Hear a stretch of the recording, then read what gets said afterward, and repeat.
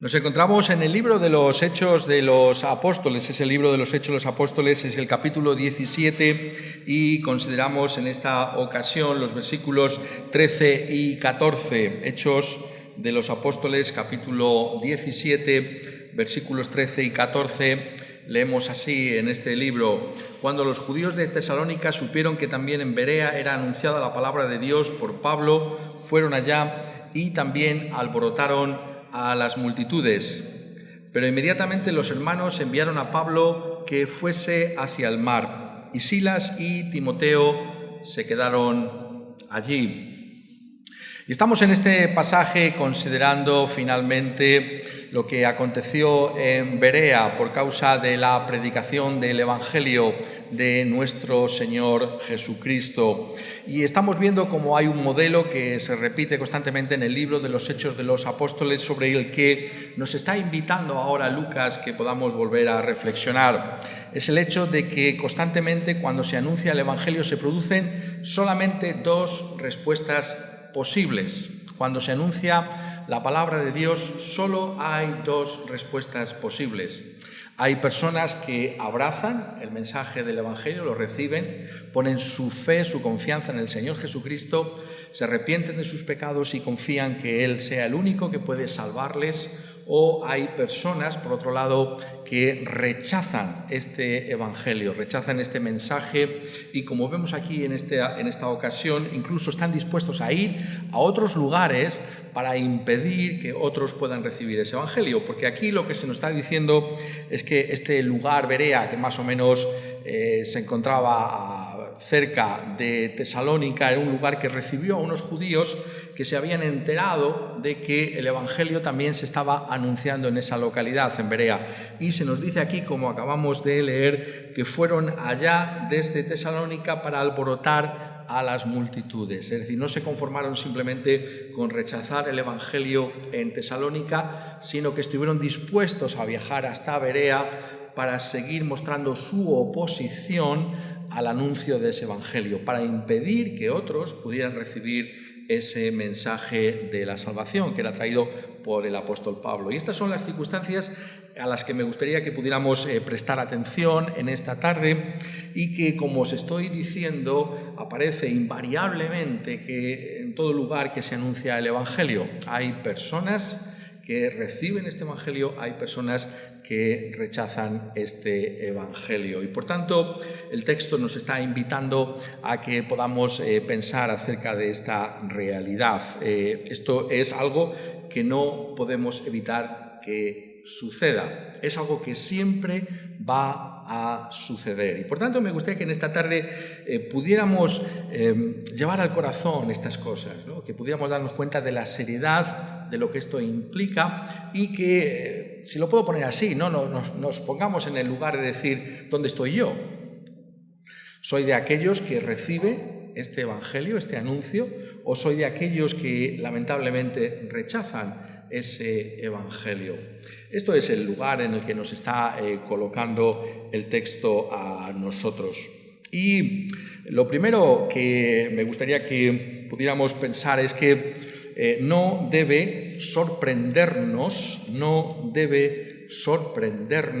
que existan personas que rechacen la palabra del Señor. No debería sorprendernos. Esto es importante que lo tengamos muy claro.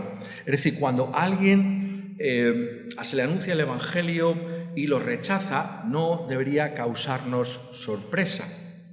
Déjame que lo ponga de una manera, ¿no? Sobre todo cuando uno se acaba de convertir, cuando uno acaba de recibir este mensaje, tiene tal celo y tal fervor que le resulta sorprendente que los que están a su lado, a los que le está compartiendo ese mensaje, no lo reciban como él. Y eso le causa un asombro. Dice, anda, ¿cómo es posible que tú no veas que tenemos a un gran Salvador en la persona de Jesucristo, que tenemos en Él el perdón de nuestros pecados, que tenemos la vida eterna? ¿Acaso no lo vas a recibir tú? Y entonces hay un asombro, ¿no?, que viene a nuestro corazón cuando eso acontece. Es una sorpresa, ¿no?, que habiendo tanto testimonio como hay a favor del Señor Jesucristo, haya personas que estén dispuestas a rechazarlo. Nosotros nos sentimos de esa manera. Si es así, pues la Escritura nos habla también a nosotros en ese sentido.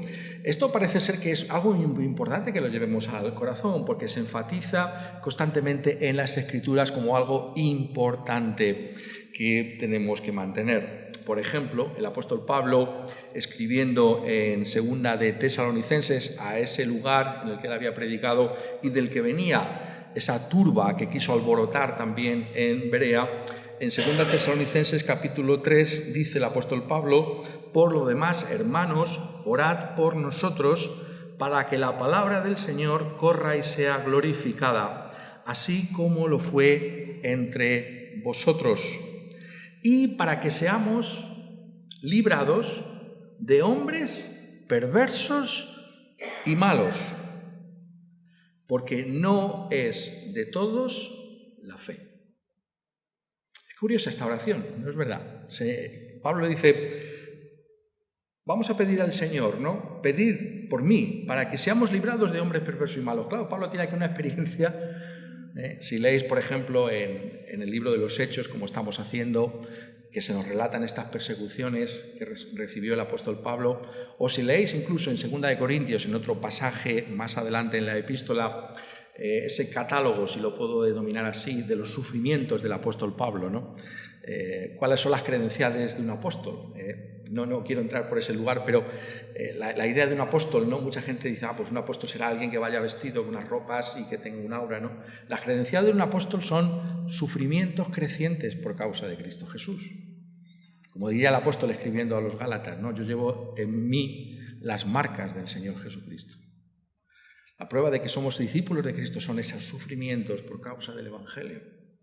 Sufrimos por causa de Cristo. Esas son las marcas, las auténticas marcas de un discípulo de Cristo Jesús. Pero Pablo es realista y, habiendo conocido lo que significa ser perseguido, él no se regodea en esa persecución, sino que dice que seamos librados de hombres perversos y malos. Pedimos alguna vez de esta manera, cuando vivimos, ¿no? Señor, líbranos de hombres perversos y malos. Puede parecer una oración sorprendente, pero para eso estamos aquí, para aprender cosas que nos sorprendan en un sentido, ¿no? No todas las cosas las sabemos ya. Oramos de esa manera: Señor, líbrame, no pongas en mi camino gente perversa y mala, porque no es de todos la fe. Tremendamente realista el apóstol, ¿no es verdad? No todos van a creer, no todos van a recibir este testimonio. Esa es la realidad y tenemos que vivir a la luz de la misma. Esto es importante, ¿no? Porque necesitamos esa calma, ¿no? Esa composición del lugar de nuestra propia vida, si me dejáis que lo ponga de esa manera, ¿no? Para no quedar aturdidos o turbados, ¿no? Por lo que está pasando a nuestro alrededor. No es de todos la fe. Eso es la primera reflexión que nos suscita un texto como este, ¿no? Este modelo que estamos viendo, ¿no? Estos ejemplos constantes. Pero no solamente quisiera deciros que no debemos sorprendernos, sino en segundo lugar me gustaría decir que no debemos sentirnos culpables porque la gente no cree. Esto también es importante, ¿no? No tenemos que sentirnos culpables porque no todos abracen este evangelio. ¿Por qué digo esto? Digo esto porque es una realidad que no todos lo van a hacer, pero muchas veces sentimos en nuestro corazón como que es nuestra responsabilidad hasta el punto de que ellos tengan que creer. Pero no podemos sentirnos culpables porque esa realidad va a estar ahí, de que hay dos efectos del evangelio: unos van a creer y otros no van a creer. Ahora explicaré un poco más cómo sabemos, cómo experimentamos la razón por la que no podemos sentirnos culpables, pero el hecho está ahí y el hecho mismo no tiene por qué hacernos que nos sintamos culpables. Esto puede acontecer muchas veces, ¿no? Que si estamos envueltos, ¿no? Incluso en la obra cristiana, ¿no? Puede ser algo que de una manera especial afecte a los evangelistas o a los pastores o a las personas con más celo evangelístico en las iglesias, ¿no? Será algo que sea mi culpa, ¿no? Que no crean, ¿no? Habré hecho algo que haya hecho que sea un tropiezo, ¿no? Pero objetivamente hablando, nos está diciendo que esto no es así, no debemos sentirnos así.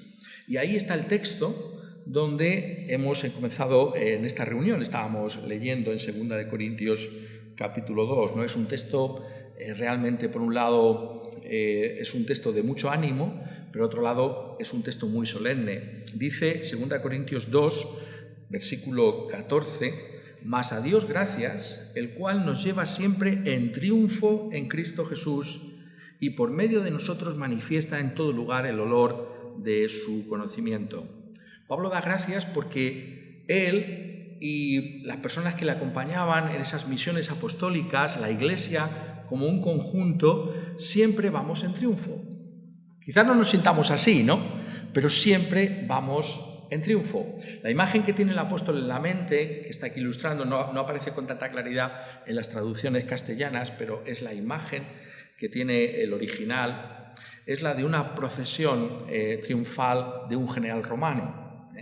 Cuando el general entra en Roma habiendo vencido a los enemigos, esa procesión es una procesión de triunfo. Pues bien, nosotros vamos con Cristo que ha vencido. Cristo ha vencido a Satanás, ha derrotado a Satanás en la cruz, ha vencido a nuestro pecado, ha vencido a la muerte, ha derrotado a todos sus enemigos, aunque hasta el final, hasta su segunda venida, no veamos a esos enemigos finalmente derrotados. Y somos conducidos en esa procesión triunfal en Cristo Jesús. Esa es siempre nuestra circunstancia. Y esto es relevante a lo que estamos diciendo porque siempre vamos en triunfo, cualesquiera que sean los resultados del anuncio del Evangelio. Porque dice, porque para Dios somos grato olor de Cristo en los que se salvan y en los que se pierden. A estos ciertamente olor de muerte para muerte y a aquellos olor de vida para vida.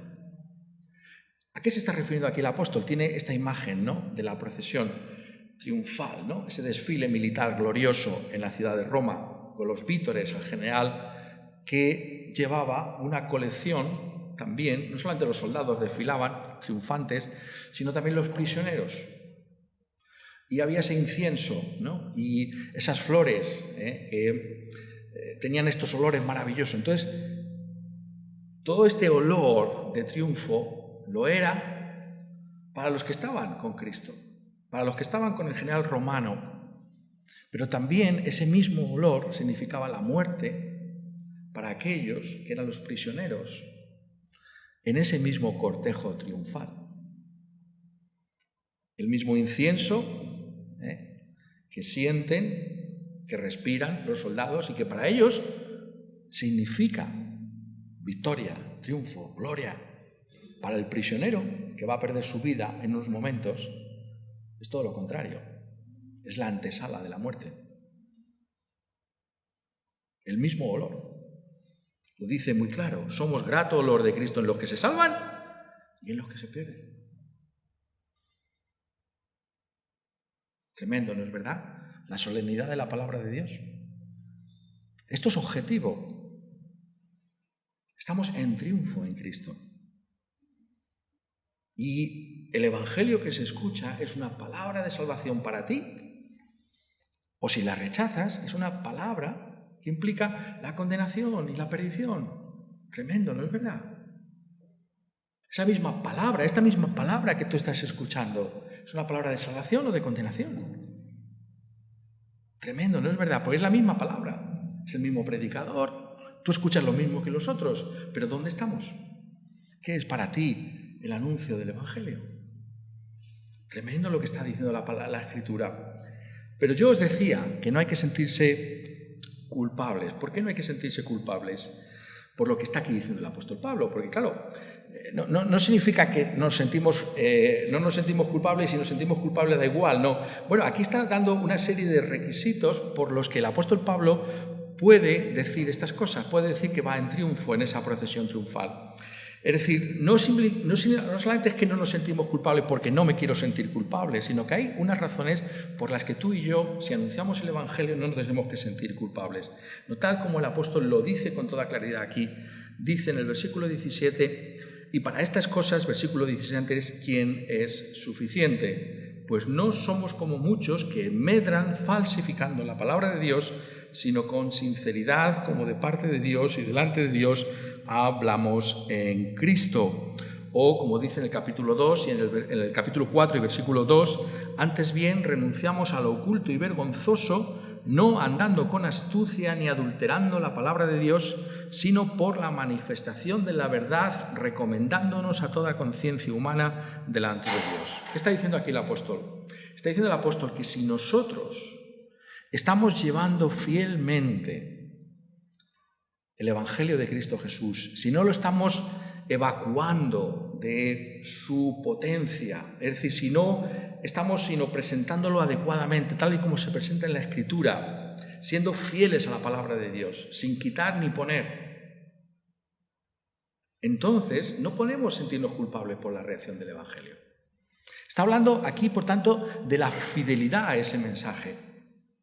Si tú conoces la Escritura y si tú estás llevando este mensaje tal y como es y estás diciendo, mira, esto es lo que dice la palabra de Dios, sencillamente que nosotros somos culpables delante de un Dios santo, que te tienes que arrepentir de tus pecados, que tienes que poner tu confianza en Cristo y así serás salvo, si somos fieles a ese mensaje, entonces no nos podemos sentir culpables si la gente lo rechaza.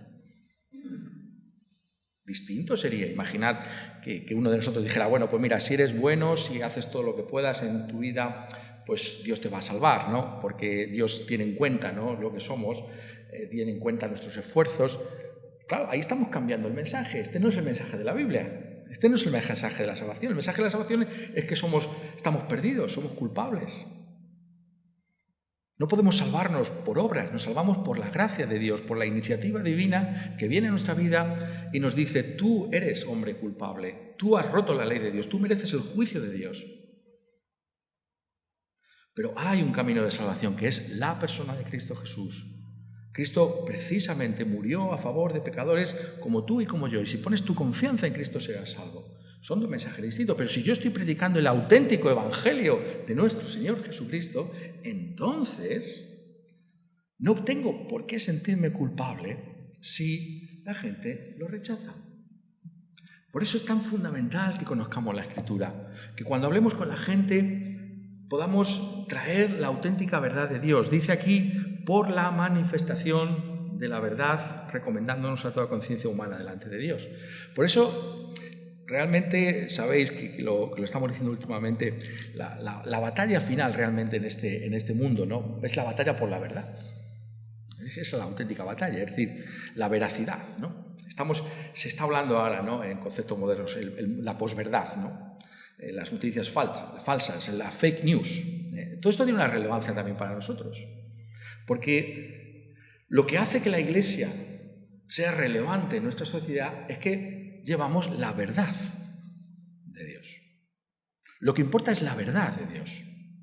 No hacemos algo calculado para que la gente pueda ser de alguna manera manipulada para seguir a Cristo Jesús. Eso sería totalmente indigno del Evangelio. Por eso, poniéndolo de otra manera, para que todos me entendáis, por eso la sencillez evangélica. ¿Qué significa nuestra sencillez? Mucha gente desprecia, ¿no? Pero es que esto es tan sencillo, ¿cómo puede estar Dios aquí? Es tan sencillo porque simplemente nos estamos recomendando a vuestras conciencias exponiendo lo que es la verdad.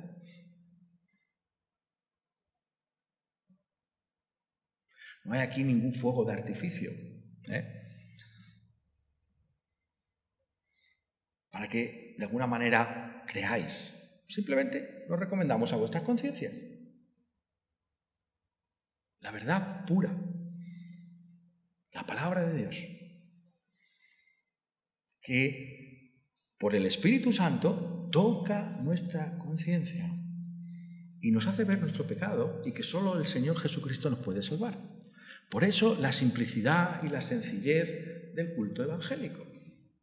Porque es como darle el protagonismo a la palabra de Dios, a la verdad, que sea la verdad la que toque vuestras conciencias y vuestras vidas. Eso es lo que Pablo está aquí diciendo. Pablo dice muchas veces, ¿no? Si leéis esta epístola de 2 Corintios es fascinante, ¿no? Porque ahí se está contrastando constantemente con esos falsos maestros. Es que la apariencia de Pablo no hay nada especial en él. Esperaban de él que fuera de una apariencia de alguien. Pues es que eso no importa, dice el apóstol Pablo. Lo que importa es que lo que yo os estoy trayendo es la verdad de Dios. Está en vuestras conciencias.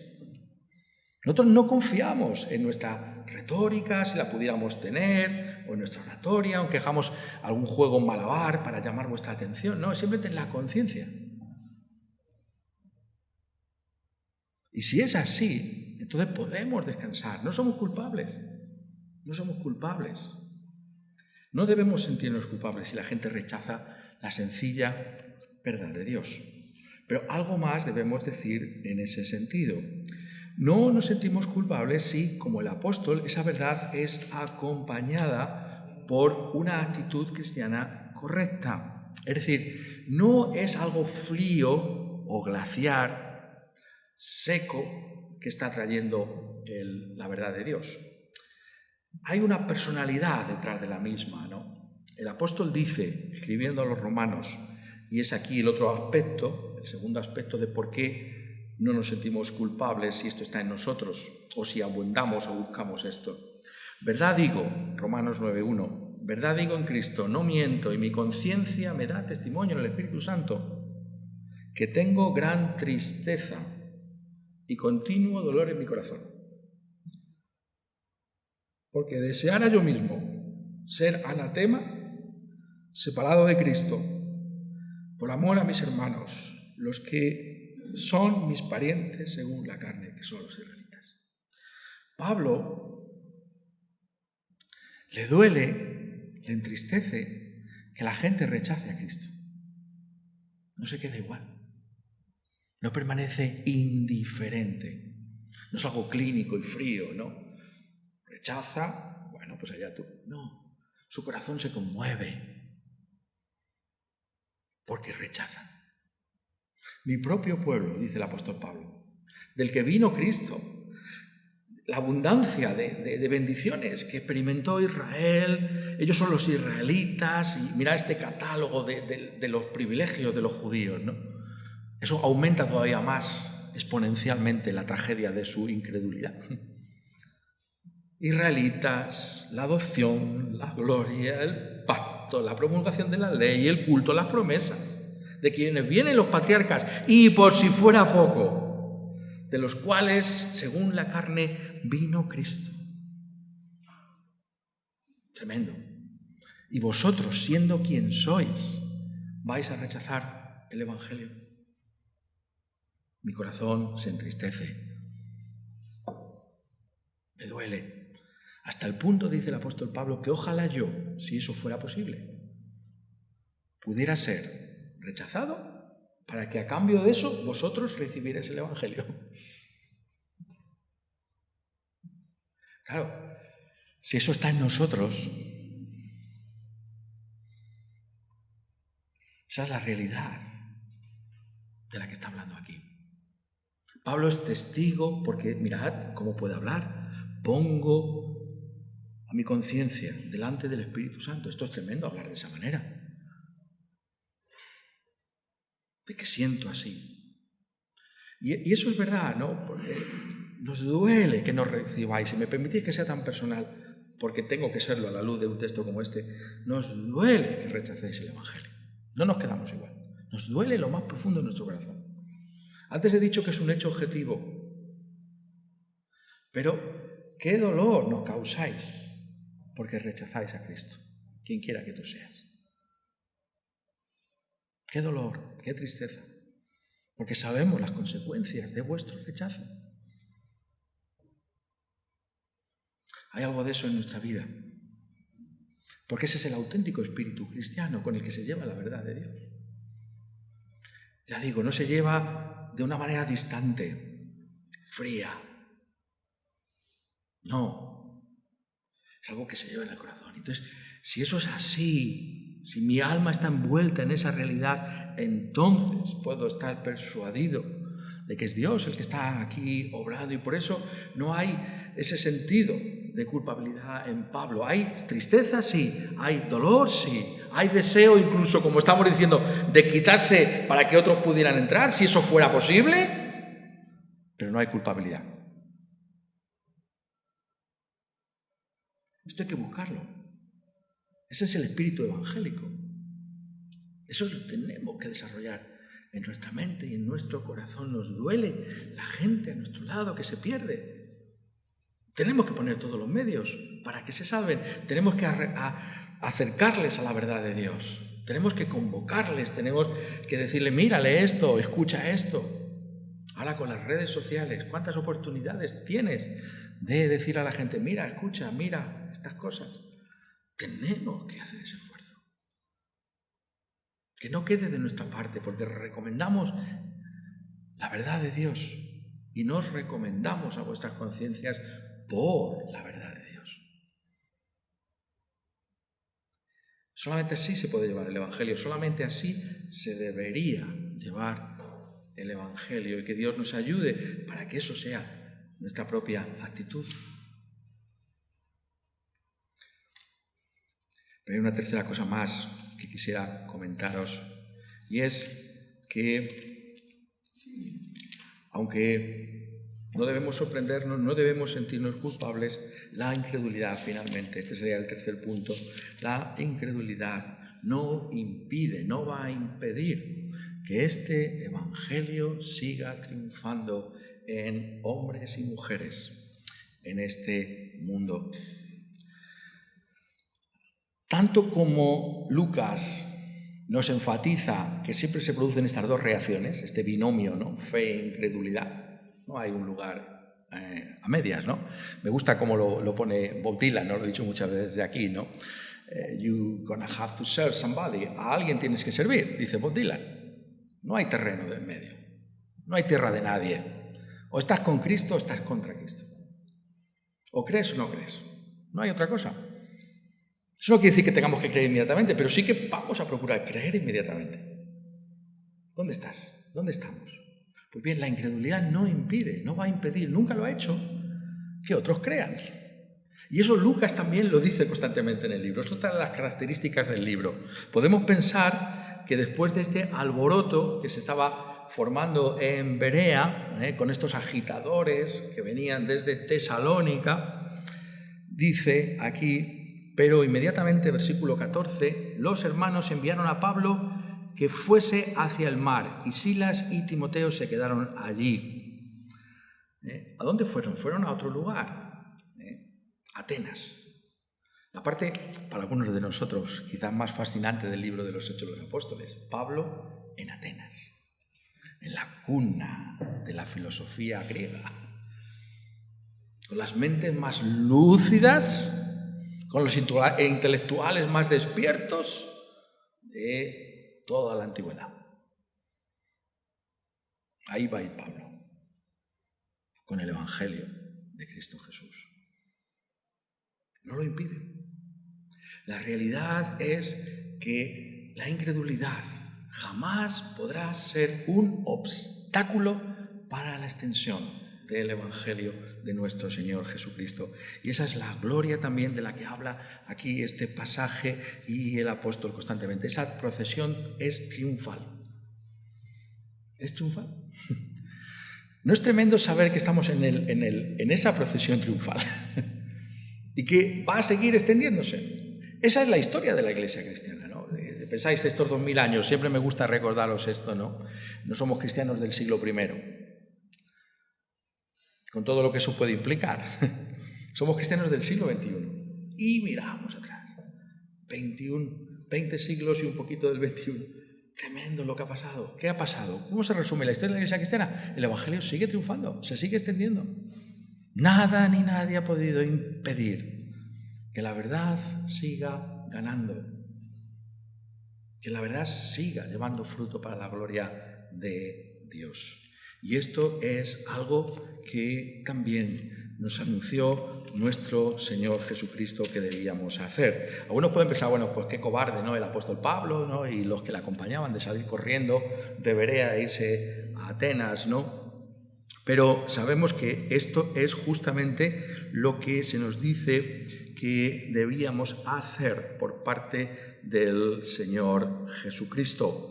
Dice en las instrucciones que da en el Evangelio de Mateo a los discípulos y que sin duda alguna estarían en la mente del apóstol Pablo, capítulo 10 de Mateo, versículo 23, cuando os persigan en una ciudad, huid a la otra, porque de cierto os digo que no acabaréis de recorrer todas las ciudades de Israel hasta que venga el Hijo del Hombre. Esa es la comisión inicial a sus discípulos, sabéis, restringida a Israel hasta después de su resurrección, pero el principio es el mismo. El principio es: si te persiguen en un sitio, pues vete a otro. Es decir, no, el cristiano, esto hay que explicarlo, ¿no? Y creo que lo hemos explicado en otras ocasiones también a raíz de otros textos de Hechos de los Apóstoles. El cristiano no busca el martirio. Podemos ser martirizados, pero no lo buscamos. Tenemos que usar toda nuestra potencialidad, si lo puedo decir así, ¿no? Es decir, bueno, pues si aquí no tengo, me voy a otro sitio. Con el Evangelio. Llevo el Evangelio a otro sitio, a ver si aquí hay más gente que cree. Porque Dios ha prometido que así va a ser, que va a haber gente que crea y también habrá gente que no crea, tristemente. Pero habrá gente que crea en ese otro lugar. Tenemos esa mentalidad, ¿no? De decir: voy a extender el Evangelio por otros sitios, por otros lugares, voy a hablar a este hombre, quizás nunca a esta persona, a esta mujer, a este familiar, no se me ocurría, pues voy a hablarle, a lo mejor es otro terreno, es otra cosa. Tenemos esa amplitud de mente, de pensar las cosas, ¿no? Si aquí no quieren, pues en otro sitio. Eso es lo que está diciendo. Porque al final lo que está diciendo el pasaje es que esa incredulidad es totalmente irracional. Es totalmente irracional. Pensar, y con esto concluimos, pensar en los que están persiguiendo a Pablo. Hasta el punto de ir a otra ciudad, a Berea, de Alcázar a Ciudad Real, más o menos la distancia que hay, entre Tesalónica y Berea. En esa época no había estos coches, ¿no?, para moverse en poco tiempo. Tienes que hacer un esfuerzo para hacer eso. Pero esto es irracional, está diciendo el texto. Tenemos que ser capaces de leer los textos. ¿Por qué es irracional? Dice: cuando los judíos de Tesalónica supieron que también en Berea era anunciada la palabra de Dios, por Pablo fueron allá y también alborotaron las multitudes. Leemos eso, nos quedamos igual, pensamos que es lo normal. No. Lucas está diciendo algo ahí tremendo. ¿Qué es lo que anunciaba Pablo? Aquello que justamente era la identidad del pueblo de Israel, la palabra de Dios. ¿Qué distinguía a Israel, a los judíos, de las demás naciones? Nosotros tenemos la palabra de Dios, el Antiguo Testamento. ¿Qué estaba anunciando Pablo en Berea? Lucas dice, notadlo bien, la palabra de Dios. ¿Pero qué hacía Pablo? ¿Anunciaba el Antiguo Testamento? No, sabemos que no estaba anunciando el Antiguo Testamento, estaba anunciando el Nuevo Testamento, lo que nosotros ahora llamamos el Nuevo Testamento, es decir, Cristo muerto y resucitado para el perdón de nuestros pecados, Cristo ascendido, Cristo glorificado. Es decir, todo el Antiguo Testamento estaba abierto al mensaje de Jesús, apuntaba a Jesús. Y Lucas dice,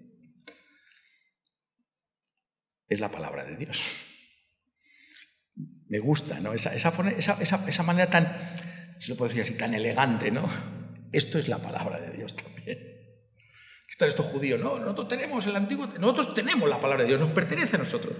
Pero hombre, si os pertenece a vosotros, estudiándola no os dais cuenta, como le dice Jesús también a sus contemporáneos, que apuntan al Mesías.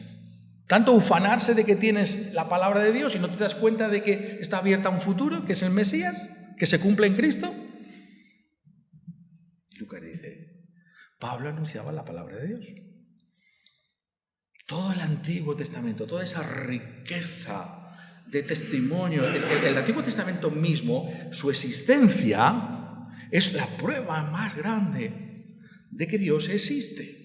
Porque es imposible que se componga un libro como ese, con esas profecías, con esa apertura hacia el futuro, si no existe Dios. Es irracional no creer, está diciéndonos. Estás fuera de ti si no crees. está diciendo. Es una locura no creer, porque el antiguo judío te está apuntando a Mesías. Y eso es la palabra de Dios. Lo que dice Pablo no es cualquier palabra, es palabra de Dios.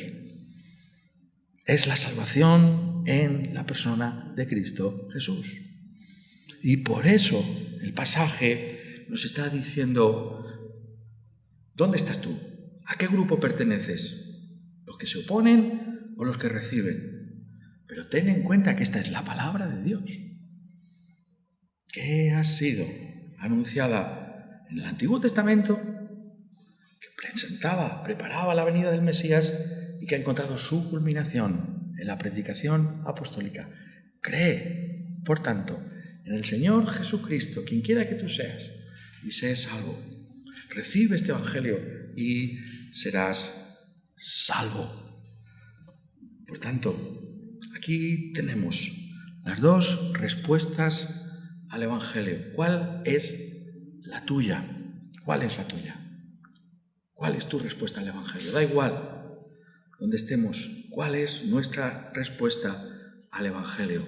Y si hemos respondido a este Evangelio, estamos dispuestos a llevarlo en nuestra forma de comportarnos, con nuestras palabras a otros que están a nuestro lado. Estamos dispuestos a seguir adelante aunque pueda defraudarnos que esa persona no lo reciba.